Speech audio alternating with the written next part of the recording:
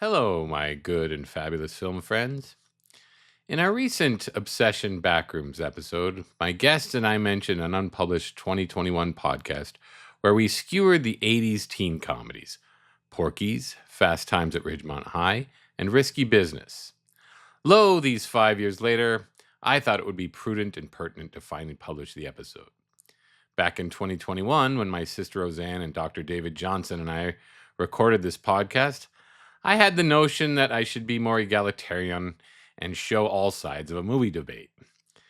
And as mentioned in the Obsession Backrooms podcast, I had a nagging feeling that I was letting my generation down or betraying it by beating up on three beloved classics. And I didn't want to come across as overly negative. But in the 5 years since this podcast was recorded and then scrapped, and then I've done far more negative and one-sided podcasts, I've decided that the horse has long left the barn. So here it is, the third podcast we ever recorded. Please excuse the terrible sound, as I had none of the fantastic equipment you see before you. And brace yourselves. It gets raw. But enough of my yakking. What do you say? Let's boogie. And now it's time for Fabulous Film and Friends. Today on Fabulous Film and Friends, we're having a good old-fashioned country-style round-table hoedown to discuss the cultural and sociological impact of a specific genre, 80s ribald and raunchy teen comedies, specifically the big three era-defining smash sleeper hits, Porky's, Fast Times at Ridgemont High, and Risky Business. I'm your host, Gino Caputi, and I'm joined once again by my good friend and one-time partner in attempting a revival of high school-age chivalry, David Johnson, DMD. While in the blue corner, representing the seething, upturning tables of angry feminism, my kid sister Roseanne joins me again, who, every day as a middle school teacher, feels the lasting effects these 80s films have had on our youth. Dave and Roseanne, welcome.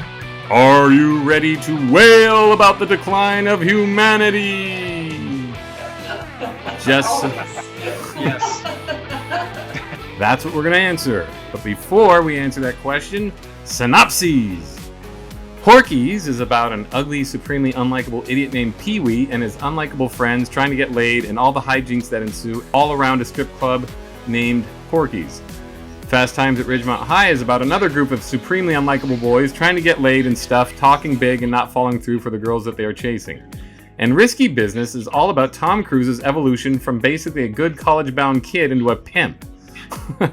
I finally saw Risky Business about 10 years ago and was struck just by how much of a downer it was, making light and somehow glorifying the exceedingly uncomfortable topic of teenage sex trafficking. Then just recently I saw both Porky's and Fast Times on Amazon Prime and was simply baffled by how completely unlikable everyone in these so-called light comedies was. Just awful, ugly people doing awful things, prostitution, sexual degradation, abortion, voyeurism, elder abuse, and throwing hot coffee in people's faces, all for laughs. Keep in mind Porky's Bob Clark directed one of the finest classic comedies of all time in A Christmas Story, and Amy Heckerling, who did Fast Times, went on to direct the sweet Alicia Silverstone 90s milestone, Clueless. And as another aside, I'd always assumed Sean Penn Spicoli would be this amiable guru offering simple but precise surfer wisdom for the ages, when in the film as presented, he just seemed like an irritating and destructive little spaceman wandering in and out of the movie, accomplishing nothing. And before all you Gen X defenders out there slam down your beer and say, "That's what he was supposed to be, an irritating, destructive little spaceman, you don't get it!" Just remember, he was marketed as the voice of a generation. So it's time to come clean. Maybe the 80s, which were a towering epoch for science fiction and fantasy, weren't so great on a day-to-day cultural, sociological, sexual level. And while we Gen Xers like to whine and moan all the time about millennials and Gen X whining and moaning all the time about being offended by everything, maybe at least when it comes to sex comedies, we as a society may have inadvertently evolved to a slightly better headspace. So that's my thesis. Prove me wrong. Dave, you're up. Give us your perspective on Porky's. Okay, so there wasn't a lot actually redeemable about the movie. I think the only thing that I actually liked was how it was filmed in a 1950s kind of look. I guess that's the only thing that I actually could give it credit for. It did feel a little like A Christmas Story, that style. Yeah. And that's about it. Other than that, it just was not good. Hey, but do you remember the sort of zeitgeist of it? Do you remember the 81? Like, I mean, you were 6th grade, so it probably wasn't hitting you that hard. But I remember, like, everybody was talking about it. And it just seemed grotesque. Like, to my mind, it was like, I don't want to see that. I mean, it just, not that it was so good, but it just sounded stupid. Like, I remember Dan Bennett, God love him, told me the whole movie. Like, Dan was notorious for doing that. He would just tell you the entire movie when he was in 7th grade, and he told me the whole movie, and none of it sounded particularly interesting to me.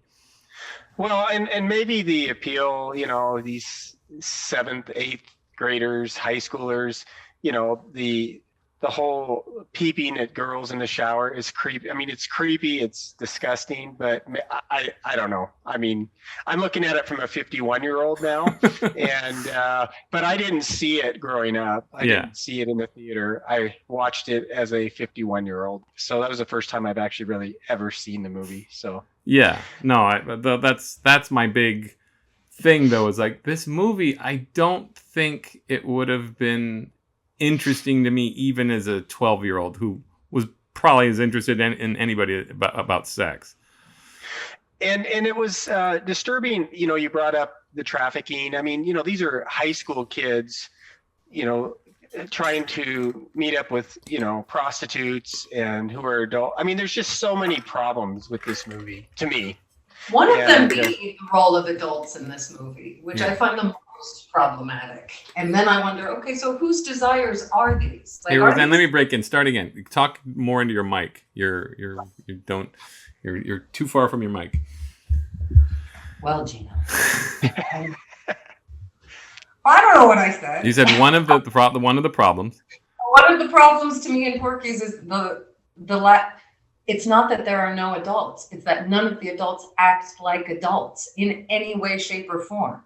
So you have these teachers who are complete sexual deviants, and except for the one woman who's the PE teacher, who's ostensibly, she and Porky are the villains of this film. Yeah. And just thinking about 12-year-old desire or whatever, I'm like, whose desires are these? These to me do not seem like the desires of, say, even 15-year-old men.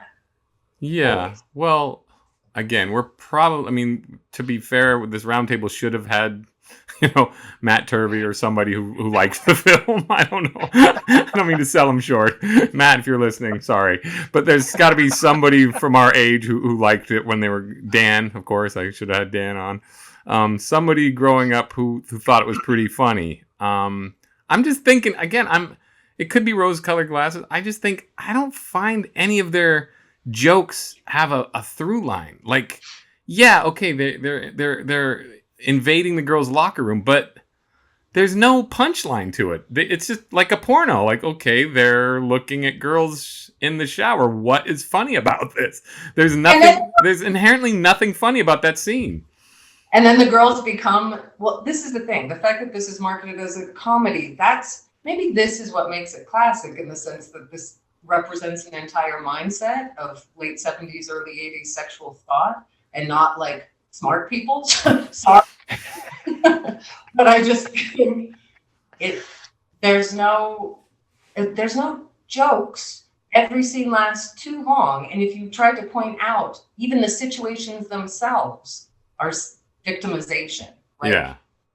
And the true people who are victimized, there's no catharsis, there's no revenge. Right. Now, the funniest thing about Porky's is the blonde guy going back to get revenge.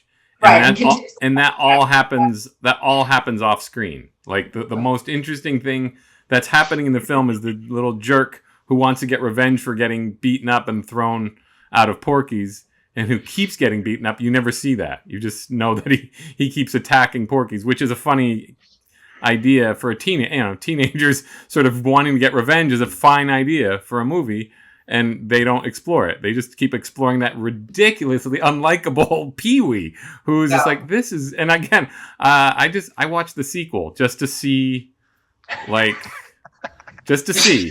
what did they do? The sequel's like Happy Days in 1979. They don't even care about the 50s motif. They all have feathered hair. And it's all about them putting on a Shakespeare play. It's straight out of Happy Days, except it's the KKK and the church who are against Shakespeare because Shakespeare's dirty. So that's Bob Clark, who wrote and directed it, mind you. That's his little treatise about, well, you didn't like Porky's, but you don't like Shakespeare either because both are dirty. Hadn't thought of that, had you? And you're going, no. The thing is Shakespeare may have had a few little saucy lines, but it was never as stupid and as pointless as this. So that's my diatribe. Well, and there was no purpose to the movie. I mean, the whole purpose was having sex, like these high schoolers. Yeah. And like you said, this Pee-wee. That, like, there was no... And you're right. The most interesting storyline is the and I don't remember the character's name. Right. Trying to get revenge. Blonde guy. Call him blonde guy. Yeah, that'll blonde work. guy. I mean, and his relationship with his dad, right? Right. Yeah. I mean, that was at least somewhat interesting. The rest is like, there's no purpose to this except seeing these high school kids, looking in the girl showers and running to Porky's and just to get this Pee-wee kid, Yeah. Well, that I guess, I mean, to be fair to a movie of that caliber or that ilk, that's the plot. I mean, you got to get laid. I mean, that's, again, the teen comedy. That's the plot. Where were they like criticizing all the Southern stuff? I'm just like, why put something in Florida or whatever and have one guy that's this giant hick and have Porky's who's evidently this giant hick, and they're not like making fun of this kid for clearly being other. Yeah. I mean, they are sexually, but I just think there were so many things that they just sort of throwing gel to the wall, see what sticks. Where it just, because of that, you couldn't have cared less. It just did he deserve to get laid? No. And so on the bus, when he does, and they're all standing outside of it, I was just like, what in God's name? If a giant humpback whale had landed in the middle of the movie all of a sudden and started talking, I would have been... Right. Well, in the movie or in the sequel, it gets even worse. I'm sorry. What did you say?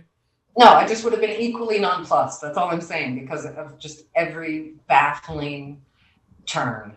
Well, as far as I got into the sequel, his girlfriend, who's supposedly the town bike, isn't really a town bike. It's all just rumor, and she's really a good-hearted soul. And then you think, oh, okay, well that's fine. I mean, they have this early scene where the two of them come to an understanding, where she's like, I'm not really that loose. I've only had like 3 guys, and I'm not so bad. And he's like, okay, fine, good.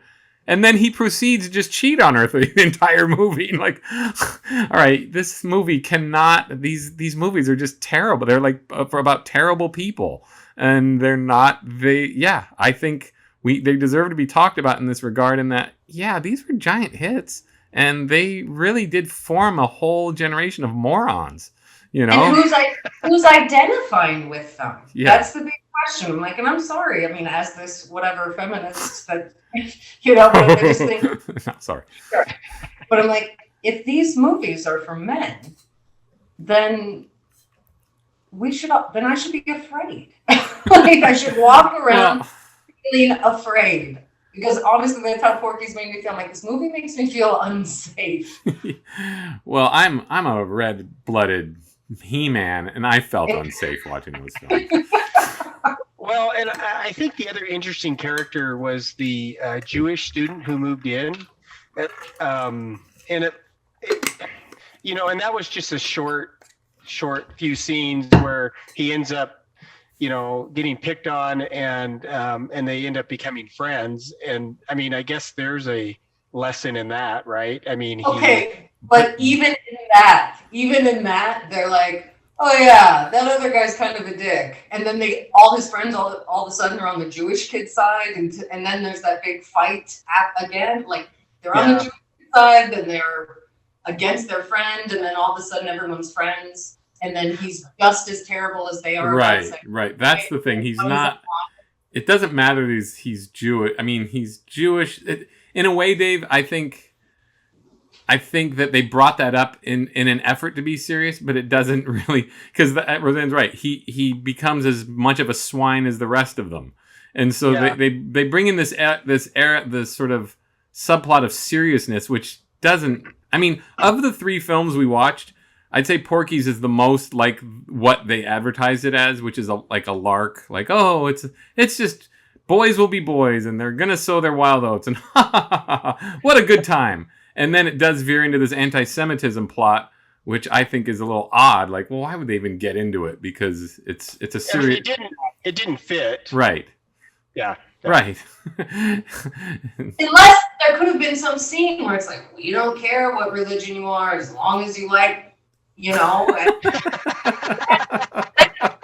Now, that would have been a strong movie, a very strong movie. I couldn't hear what she said. What was that word? She I'm just kidding. If anybody's going to teach these guys how to lose their virginity, it's the Jewish guy.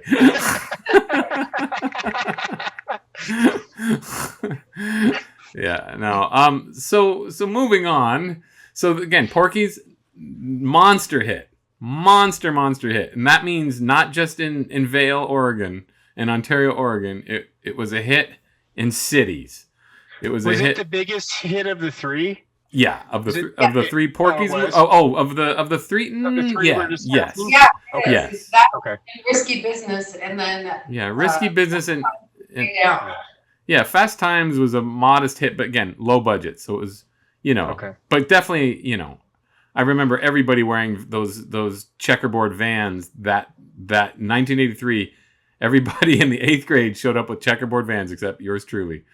Me too. I didn't have them either. Okay, well then, how were you two diametrically opposed to this form of sexuality? Isn't that why we're talking about Porky's? How were you living the difference? You suppose? Well, I mean, as I said, Dave and I, again, I'm not going to speak for Dave, but I was basically mom and dad's son, and I was trying to make a go of it. Horny as the next guy, but, had an idea of, I guess, just through going to catechism, going to church, reading C.S. Lewis, watching SCTV, all the things we did, I feel like I had a more well-rounded view of women, at least than the people I was around. I think, I'm not. Forgive me for breaking my arm, patting myself on the back, but I just wasn't. It just seemed a little stupid to me. There wasn't.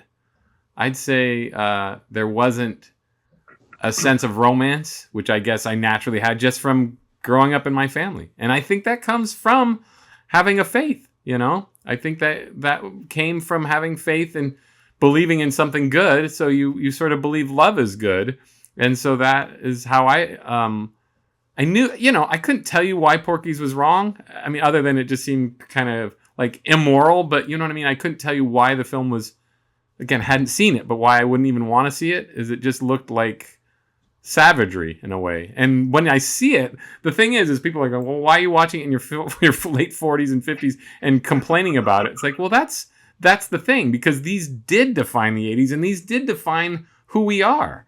And that's what I think is really shocking. Like, wait a minute, these were giant hits. That's what my next question is like, these were giant hits in the cities. They were giant hits pretty much everywhere. They were cultural milestones. And that leads me to believe, like, yeah, maybe we weren't so great. That's all. Dave, thoughts? Yes. I think for me, like, I think obviously, faith was and belief was part of it. Obviously, it's that my beliefs changed over time. I mean, but I'm not out partying like Porky's, now. Right. But also, I think having good friends, like, I think you were a good influence on me, and I think that I know it definitely helped. And I think, to be honest, I kind of feel like we both kind of kept each other out of trouble in a lot of ways. Yeah, that's what I think. I'll shout out to my friend Dan. He's a good guy. He wasn't like, he liked the film, but a lot of people thought it was just harmless fun. And I think that if he were here, he would probably say the same thing. It was, it's just a movie. What are you getting all bothered about? But I look at it as like, what the heck? What, where were we as a culture? And Roseanne, let's talk about it. Where were we going from the 70s to the 1981? Where do you think? Well, I think about it a lot just because I'm like, movies like this truly show how Americans came from Puritans because they're just childish, base, like fascination by like the worst kind of sexuality. And it does seem to come in cycles, although of course, they were never allowed to show as much as they were, but the 70s were, and there weren't those, there was like everything you were afraid to know about sex, but were afraid to ask, but that was even for creepy Woody Allen, sort of a satiric, whatever. But I just think, okay, we're coming into Reagan years, aren't we? Isn't that just the truth? And I think, and I don't know, I just think Risky Business solidifies that, where this objectification plus capitalism. Yeah. No. Well, we'll get to it, but first we'll get to Fast Times. But Risky Business by far sort of locks into place the coke snorting stockbroker asshole mentality of the 80s. Like, it's just like, yeah, we're gonna, you know what? Being a pimp is good business. Right.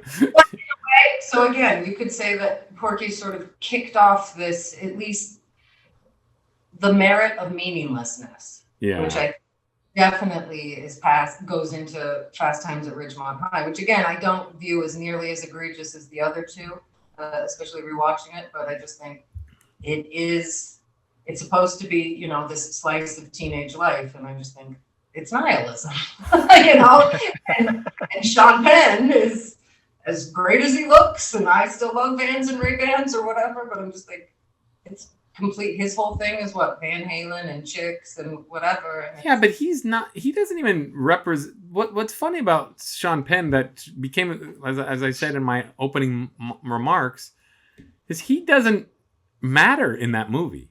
Like, I thought he was going to be the guy that guides the people, like, hey man, let's party and all that. And I just thought that was his deal. Like, he's Bill and Ted or something. He just had little droplets of wisdom to help everybody through, but he doesn't relate to the other characters. It's like he's just a jerk. He wrecks the guy's car. He wrecks Forrest Whitaker's car. He's just sort of a troublemaker. Right.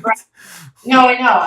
I'm just thinking in terms of what potentially he was meant to be, what he was supposed to represent in that movie. But I do think Porky sort of led us away from a more story-based, more intellectual set. What's better than the 70s in film? Nothing. Right. And it put us on this track of... But let's not, before we get too misty-eyed about the 70s, there were nothing but B drive-in sleazeball movies like there always were. In the 50s and 60s, there was... so I think Porky's sort of was the jump from crappy Roger Corman movies into the mainstream. So it's not like Porky's movies didn't exist in the 70s, because in the 70s we were so pure as the driven snow. Those movies existed like crazy. They just weren't big hits. So what wall came down to where like the sleaze just jumped onto the screen? And I almost think it's European based. Like they were like, well, Europeans are doing it. Let's do it American style. I disagree. I think it was sort of the end of the second wave of feminism. Sorry, I really think that. Well, of course you would say that. Well, glasses. You guys are wearing, for the record, they're wearing similar glasses to me. We're all wearing the same glasses. It's true. It's funny we don't have any Jewish representation here because all three of us look like it.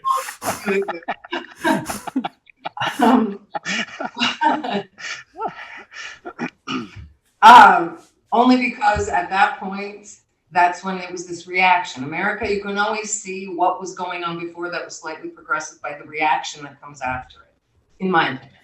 You can tell me what you think, but I just think, okay, you have Larry Flint and the meat grinder, you have the 70s with Gloria Steinem and all these things, and then you have people like, you know what I like? Meaningless objectifying sex and more of it. And then it became rompish and mainstream. And again, then solidified along the way. It's a theory, but I just think the second feminism really bothered people and brought around Roe versus Wade and all these things. And people, I'm sorry, to me, Porky's was like DW with like Birth of a Nation when you have senators who are black eating watermelon and putting their shoeless feet up on the desk. That's what. But again, why did it come into the mainstream? Well, I guess that's what I'm saying, to show, just like Donald Trump became president, that people were sick of all these, Bella Abzug type women who had these ideas about what it is to be financially and reproductively independent. And this is the most basic way you can eat at that. Yeah, I guess. Oh, go ahead, Dave. Oh, I was just gonna say, how much of like consumerism in the 80s do you think impacted like these films being made, in the sense that technology was advancing? It's just something people, the whole 80s stockbroker mentality, like Gino brought up. I wonder if that had any part in it as well. Well, remember, in 81, let's just go back to, for now, we're still on Porky's. Okay, sorry, I'm jumping ahead. Yeah, but Porky's still was sort of like I agree with Roseanne in terms of, let's just throw off our shoes and go skinny dipping, gosh darn it. It just feels like that. Like, okay, so let's just throw off all the intelligence that was building in 70s cinema. And, Star Wars does have a part in this. I hate to bring in my nerd commentary, but I think once Star Wars said, screw it, we're not going to be all serious, let's have fun again, that sort of paved the way into and teen comedies won't be all serious. Like, The Great Gatsby. We don't want to talk about young people and their problems. Let's talk about frivolous stuff. Remember when we used to just rape women? That's sort of how I see it, as simplistic as it is. But it's when I look at Porky's, it's yeah, this was some weird reminiscing on Bob Clark's part. I mean, he wrote 2 movies about it. So it's not and he wrote Christmas Story, which is not a dumb, okay, or he didn't write it, he directed it. Gene Shepard wrote it, but somehow the two melded and created one of the classic Christmas films of all time. So it's okay, he wasn't such an idiot, but big enough idiot to think these Porky's movies were funny. Anyone? No? Ended the conversation? Okay. Fast Times. Fast Times, Roseanne. What's good about it? Well, when I rewatched it, at least I did think that the female sexual experience was at least represented. And at least, so Phoebe Cates really is sort of the same as Damone, in the sense that they're both giving their friends terrible advice. And I always think anytime a girl can be seen as foolish but not a bitch, and, giving bad advice only because she herself is trying to seem older, just like his friends are, I think that is a little bit more equal.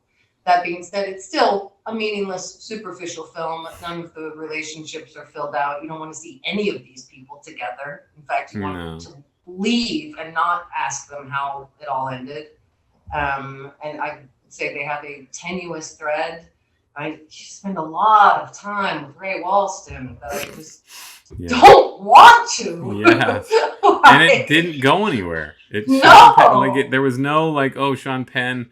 The punchline is Ray Walston said, I used to be a bit of a randy guy myself there, young. Then nothing happened. No, it's just why were they spending time with them? Why we were spending time with them? And I do have to bring up the abortion in terms of, okay, they didn't show it to be this huge catastrophic thing, which in a sense is fine. They showed that, it was a consequence, which again, Porky's doesn't, because it's nothing but consequence-free sex the entire time. Yeah. But other than that, I mean, I will say that what Amy Heckerling did and what she does is she does bring out the style element of it. And so I think because of that, because they captured that zeitgeist of 1981 or 82 or whatever, then that was what was so attractive about that movie to people, and that's what they're not willing to accept about it. That beyond that, what did it really afford Americans, except for, sorry. Go back up. Back up. Dogs and kids? Yeah. Okay. So what did Amy Heckerling capture, since all that's gonna be cut, since it was style? What do you mean by capture the style? The style of LA? Hold on. What? No, the style of the 80s. But it was very an LA specific movie, you know, and that Sure, with the surfing and things like this, but not in terms of how Jennifer Jason Leigh was dressing, not in terms of things like that. But again, the same way that Clueless does. Sorry, I realize that's not part of this, but she does have a knack for that, and that in of itself sort of ushers in this era of our sort of we're not dressing like adults anymore. The 80s. Oh, sorry. What do you have workmen there today? Yes. Okay, back up again, because that's was some pretty, like, that was horror movie door creaking. I have old doors. I So the thing about feminism, creak.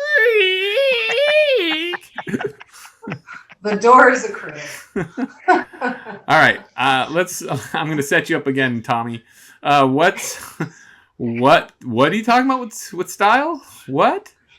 I'm just saying, I think hers more than Porky's, more than Risky Business, is about a certain style, youth and style of the 80s, which is why I think people were drawn to it in such a way. But define the style, because I see it as in flux. I think it influenced our style, but it wasn't representative of America at that point.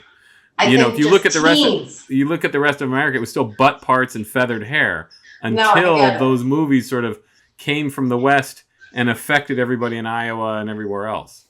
So, Clueless did the same thing. That's what I was trying to say. Clueless did the same thing. So what she did, I guess, then by capturing the lives of these LA teenagers was sort of predict youth culture for the next decade or so.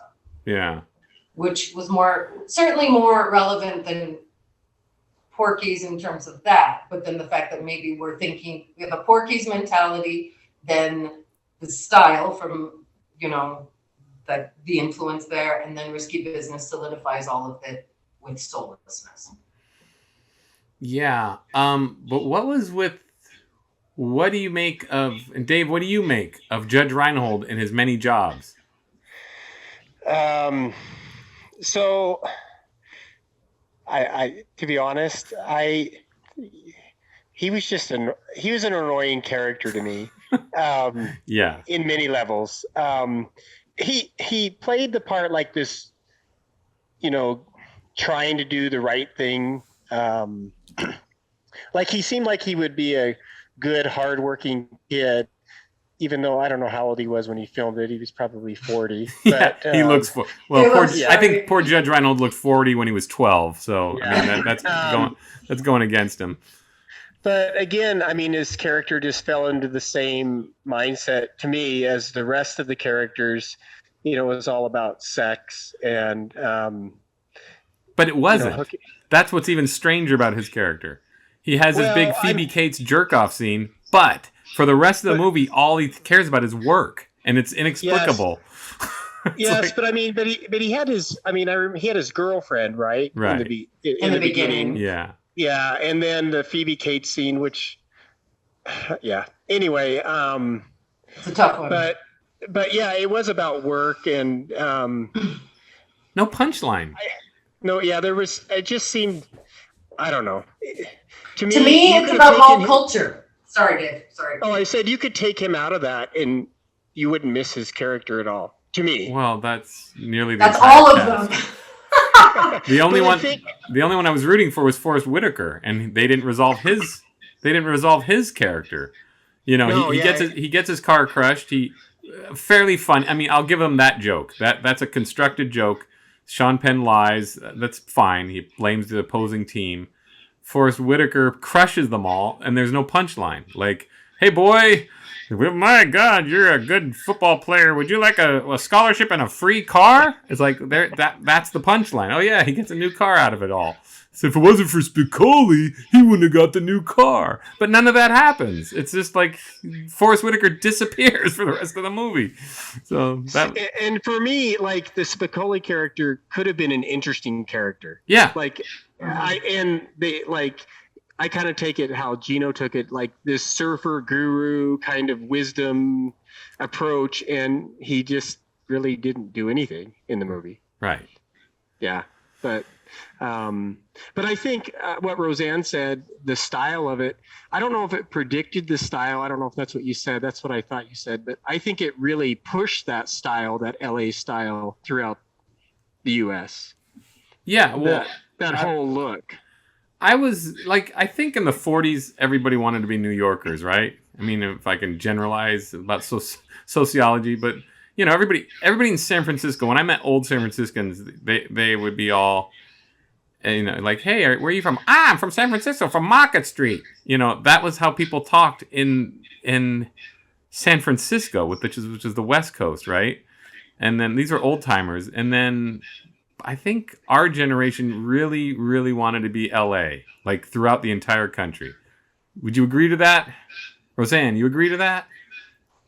Well, I do agree to it. And again, it's sort of, if we talk about how it's steered my students wrong, just like I think people still sort of talk like that even when you're, which is interesting. It's an interesting mindset to want to a more, what is it? Open, vast, less judgmental, less traditional mindset that goes with it. And again, maybe the aimlessness of Fast Times at Ridgemont High is to blame for you millennials, somewhere. Because certainly it's less focused. Roseanne, do you think that like culture drove these movies, or that these movies drove culture? Well, I think, again, I feel like culture drove Porky's. I feel like Fast Times drove the culture. Okay.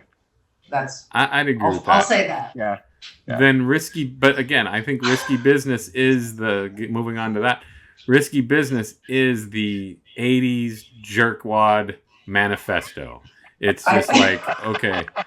No, it's the Paradise Lost of like, ribald 80s comedies. Yeah. No, but I will say in Risky Business's defense, it's the most concise. It has an agenda.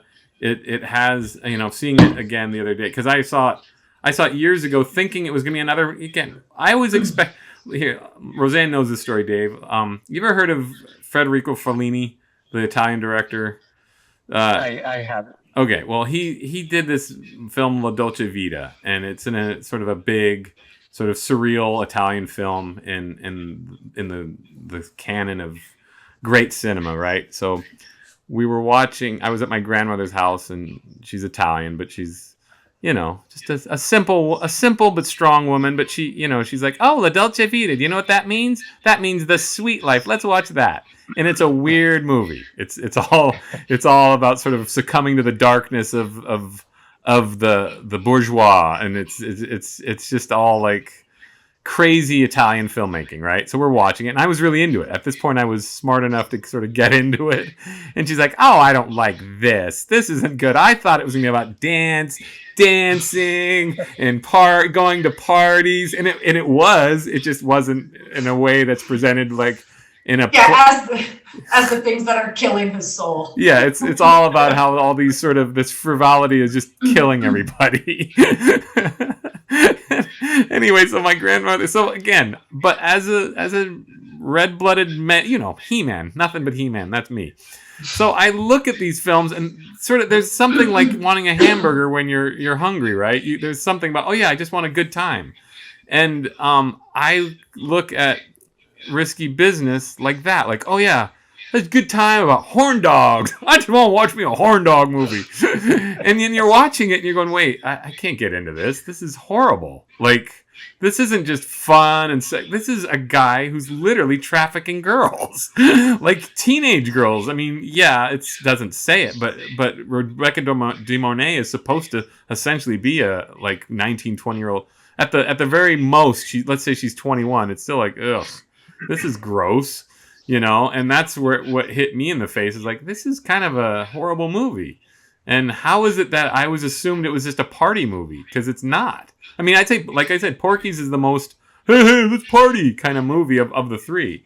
But Risky Business is definitely in this agenda about slime balls. And I don't know what these writers were thinking other than, hey, prostitution, making money, going to college, it's all the same thing. I guess that's all I got out of it. Roseanne? Well, I am, and again, this is when I just think, okay, this is when style overtook the 80s, and it was what, a scant year after these other two films, if even that. But I just think, as long as these girls were attractive and didn't seem like Jodie Foster in Taxi Driver, it was all okay that they're parading in and out of the house. That he starts adopting this sort of pimp way that he talks to Rebecca De Mornay, despite the fact that she's now his girlfriend. Yeah. He orders her around with like zero impunity. She's just like immediately into it. Right. Well, no, not only that, she suggested it. She suggested it so he could pay for his car. Right. That's the big plot. That she's the big capitalist. So again, we get this great idea of that women are not only sexual objects, they're scheming materialistic bitches. So just the best of all worlds. Dave, you can argue with that? No, I can't argue with that. Sorry, did I just kill the party? No. I'm just kidding. Well, anyway. Sorry, Roseanne, go ahead. No, go ahead. Well, I absolutely. I mean, I think, all of these movies were all about objectifying women, and for sure. And I think the thing that bothered me in Risky Business was, he's a high schooler and he's sleeping with, even a 21-year-old. He's seeking a prostitute out. I mean, that's problematic, obviously, on so many levels. But but then also, he becomes a pimp, and then in the end, the redemption is he gets into Princeton. Right. Right. Well, that's supposed to show the whole. It's all just an illusion, right? So that's their little commentary. I think how they just. I would imagine the writer who wrote Risky Business. Again, I don't know. I don't know the man, but I just imagine he had a certain experience and rationalized that. Like many people who write stories rationalize their deviance. Like, oh yeah, no, it's a lot like the stock market is running a prostitution ring. And hey, all these guys who are doing admissions and college admissions, they're all into that too. And he's probably not wrong, Yeah. So he was probably just like, this stuff really happened to me, man. Okay, but the joke's on him, because watching it with my, football captain husband was like, you can't just get laid? Like, right. Like, what's with all the prostitutes? I'm like, you guys can't put in any effort at all? Remember, writers are usually uglier than Tom Cruise. Right. That's why it's so funny. I'm like, here's where you need like the charmless Pee-wee running this scheme and going head to head with Joe Pantoliano. Yeah. Not Mr. Charisma, who could get laid in a second. Right. Well, Tom Cruise is supposed to be playing. I noticed from the 70s through the 80s. I don't know. Again, I haven't watched youth comedies in a while, obviously. But I noticed how important and how they're both Animal House and again, we're not talking about Animal House simply because it's a 70s movie, but that sort of is the launching point for Porky's too. It's Animal House was sort of like, let's just turn the college experience on its ear. And I noticed we as Americans were still really focused on Ivy League schools in the 80s. Are there movies about that now? Is that a preoccupation with kids now? It just doesn't seem to be something I see. Have you noticed it? I think it's always part of it. Like whenever Booksmart came out, it was Ivy League schools and things like this. I just think that's just sort of so you know what caliber of kid you're dealing with. Think about Lady Bird. Lady Bird had plenty about Ivy League schools and getting into college and her sucking at life. It didn't have. She goes to NYU though. Yeah, I guess. Adventureland, he talks a ton about Ivy League schools and things like that. True. That's true. Yeah. But it just feels like there's that late 70s, 80s just preoccupation with. It felt like, okay, this is a turning point in America where we're trying to expose the weakness of the minds that shape us, right? Well, that's the thing, right? So think about first generation people like our parents, in fact, who were their parents' dream and went to Georgetown and places like this. Right. And so by the time they get to second and third generation, we want to bust it all open again. But we've already rebelled to get, sexual revolution and civil rights and things like this. So now we have to take it to these small little things that we want to control, like college entry. Well, what movie are you referring to about college entry? Well, this essentially that now it's not about merit. It's not about how hard your parents worked or how hard you're working. It's the scam, which again to me is the ultimate 80s, which is why people love stockbrokers and things like that, because it's a scam and they're winning so hard. Yeah, for sure. Well, are we done? What do you, anything more to say on this? Because I just feel down. Hey, we should talk about Rambo 3 again.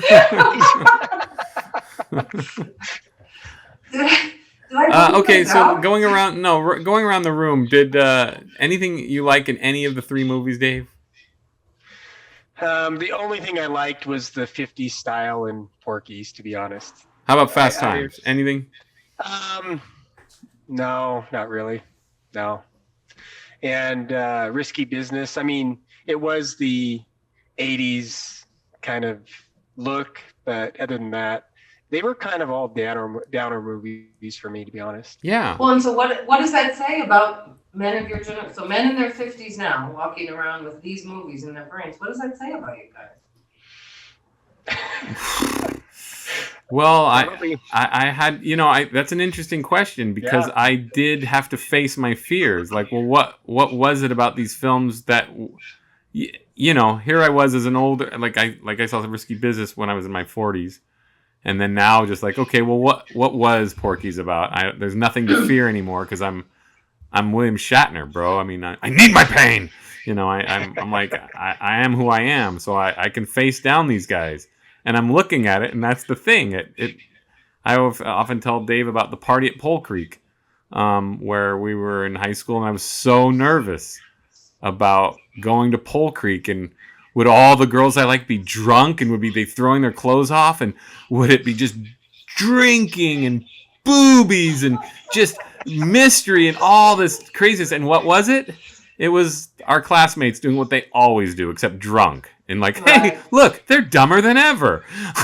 And this is way more boring and dangerous than I thought it would be. Right. So, like, yeah. So if they're going to fight, it's because they conjured it up through booze, because it's all... And then you go to college and it's the same thing. It's like, wait a minute, this isn't fun. They're just doing what they always do, except they're drunk now. Now they're just picking fights and just doing things out of just random boredom, And that's, to me, these movies. Like, yeah, these movies hold no mystery or sort of the devil's pleasures, because they're not. They're really, really poorly, very poorly executed. I think, as you say, Emmy Heckerling, I guess, I mean, obviously she hit the zeitgeist for a generation. Well, so did Paul Brickman or whatever his name is, who did, I have to get that right, who did Risky Business. Again, strongest theme of the 3.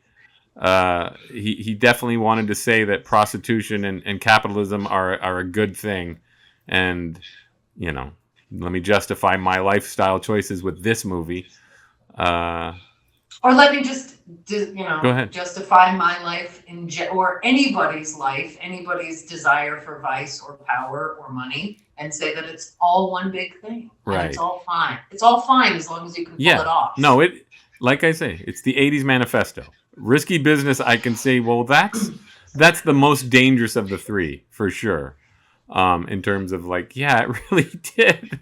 It really did create a generation of jerk-offs who just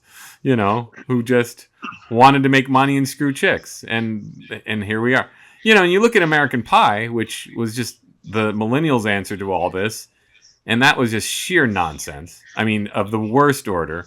But at the very least, it had Chris Klein and Mina Suvari, so that it had 2 people you could sort of root for. Whereas these movies, I don't see it. I'm not rooting for Tom Cruise. I'm like, I don't know why I'm supposed to root for him. He's horrible, you know? And yeah, well, that's it.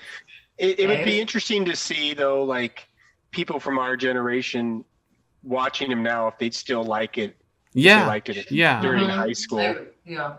Well, again, I don't think people. I think the people who, like, right now we're so divided in this country, and people are, and me, and I'm certainly guilty of it. Like, oh, those stupid millennials, they're so lazy and stupid. And then you go and you think, well, okay, but they have evolved past this to some degree. and again, let's not forget, they are stupid. They love freaking Hook. They love Hook. They love the Goonies. They love the Phantom Menace. They're terrible.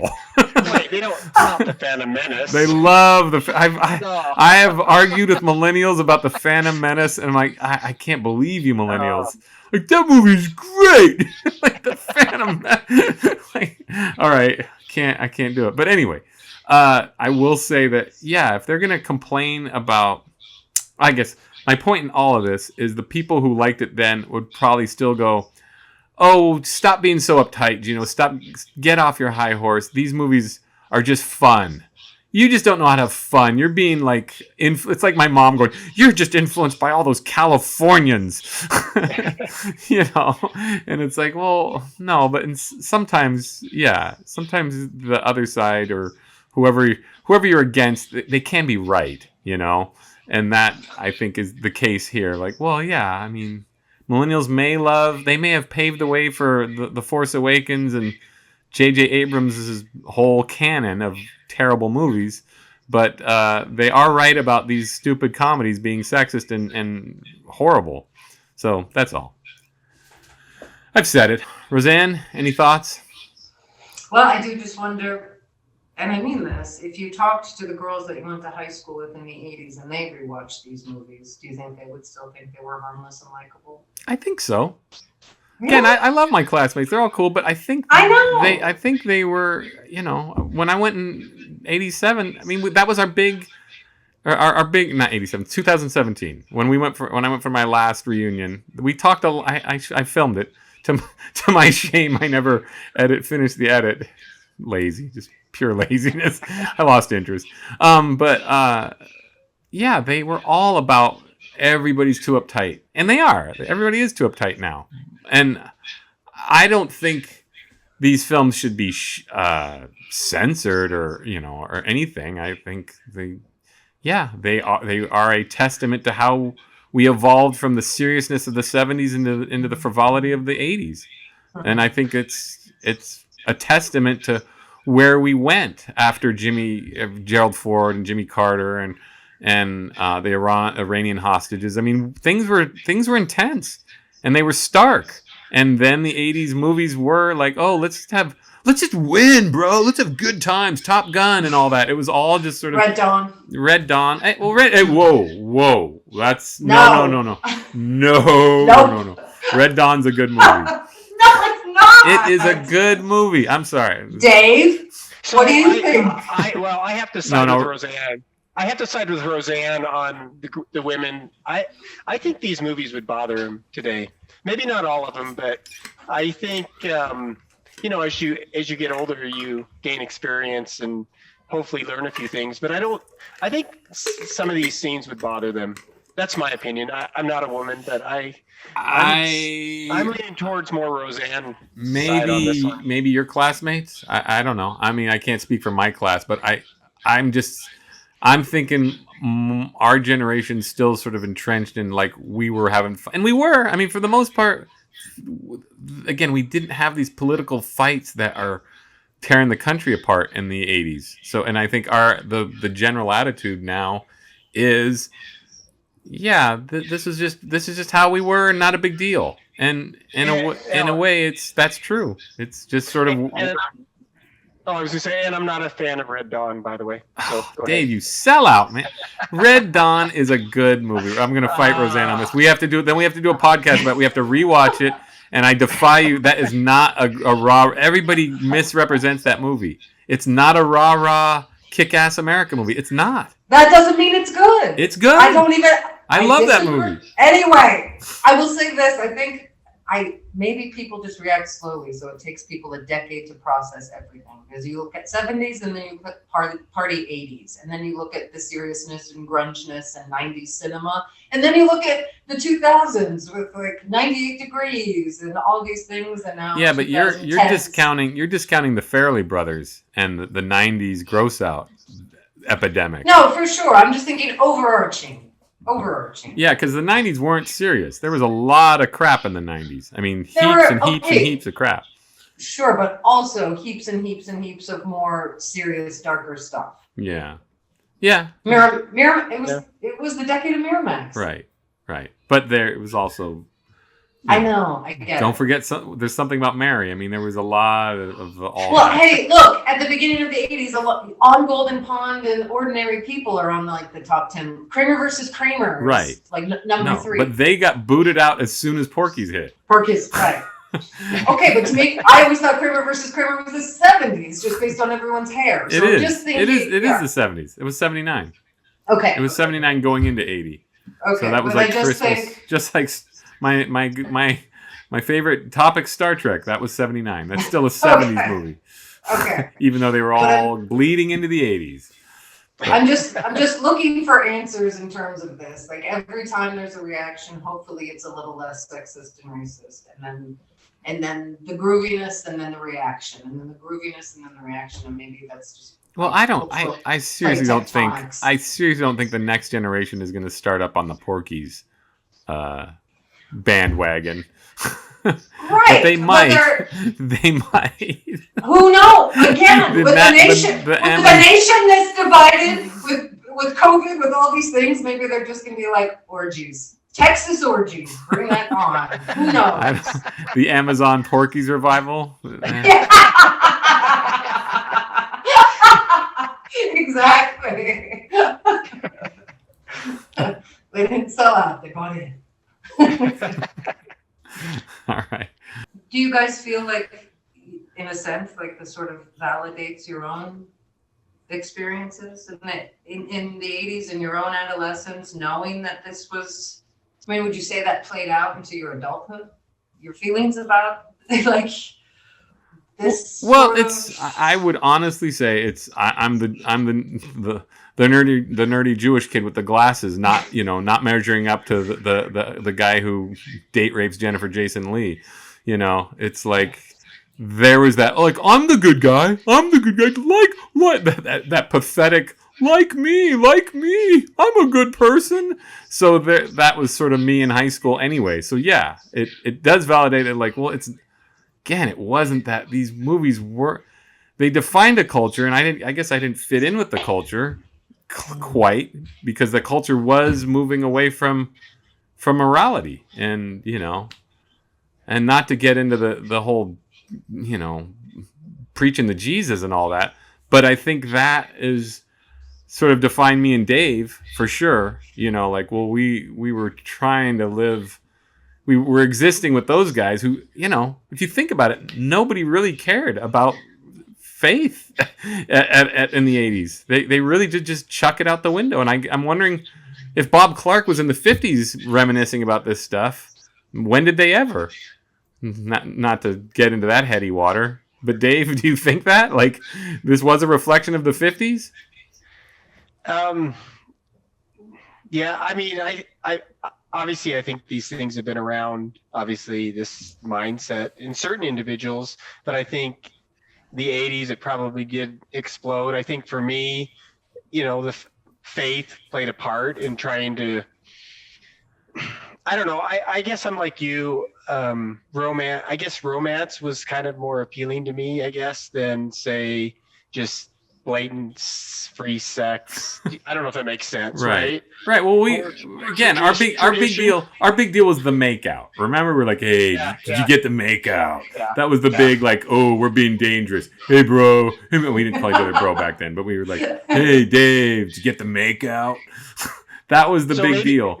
Maybe we were like the character Pee-wee and Porky's. I just don't. Yeah. I don't. We were the Catholic and Mormon equivalent. I'm glad that all faiths are represented in this. There's a relief. No, I mean that. I call it the high school jock mentality. And, Gino, you and I played high school sports, and, the locker room talk, and looking back, it's kind of, to me now, it's like, I don't believe we really got involved in it, but it's uncomfortable. It's, so I think that mindset was in the culture. Well, when you look at your children, and you look at, that's the thing. If I look at my son and heard him talking big talk about sex, I would just shoot him straight down, like a mean dad. But I would be like, give me a break. You don't know anything about all this, because you're not married, and you don't get into the reality of sex, and the reality of paying the bills, and the reality of where sex leads, which is children. So any big talker, I would just laugh. When you're this age, you just go, oh, come on, give me a break. Like all your big. So when I look at all the guys in high school who were talking big, and a lot of these guys weren't the sharpest knives in the drawer. You go, oh, come on. Like how I took these guys seriously. That's the big joke of oh yeah, they were just blathering. And when you're a kid, you just buy it all because you have no context for what the experience really is. But I guess that's it, it's just, and I guess now that I think about it, you're right, Roseanne, that it's just, unfortunately, Amy Heckerling cast the most despicable 5 guys she could find, because she was onto something about what a bunch of crap they were full of, All right, everybody, thank you very much for listening in on this meeting of the minds. Next week, we all meet again with the addition of Burton Brown, who's going to add the Southern Baptist approach to it all. And we will see you next time on Fabulous Film and Friends. Thank you. Like and subscribe, if that's even possible. I don't think it's even possible. The way I've got it set it up, you can't even like and subscribe. But just listen. I hit 100 downloads, so I feel like George Bailey. Oh, I wish they were rabbits.